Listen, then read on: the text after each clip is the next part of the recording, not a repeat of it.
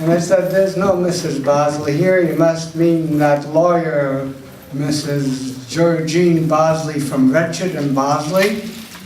You've got the wrong number. Mine ends in a 4 and hers ends in a 5. And she hung up, and then, guess what?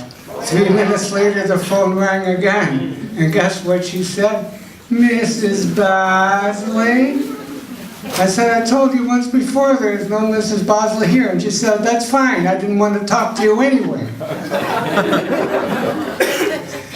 And this has gone on for a long time, so finally I said, I'm going to deal with the phone company and see whether I can't get my number changed. I don't want to have mine end in a 4 and hers end into a 5 and I get all her phone calls. So I called up the phone company and they said to me, not a person of course, but a recorded voice, a very friendly recorded voice. Please give me your telephone number. And I thought to myself, why don't they give themselves call waiting? They only charge, what, $10.57? But, you know, I'm a fairly patient guy up to a point. So I gave them my number. And, you know, I must have gotten mixed up between the 4 and the 5 and the 7.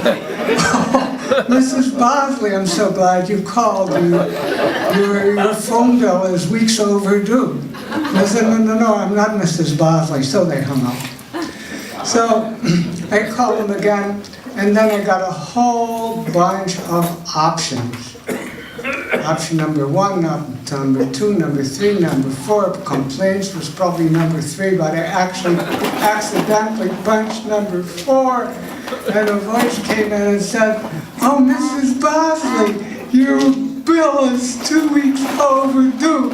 And I said, I'm not Mrs. Bosley. I want to get my phone number changed. And they said, that's a different department. Why don't you call again? So the pleasant voice came on again the next time I called.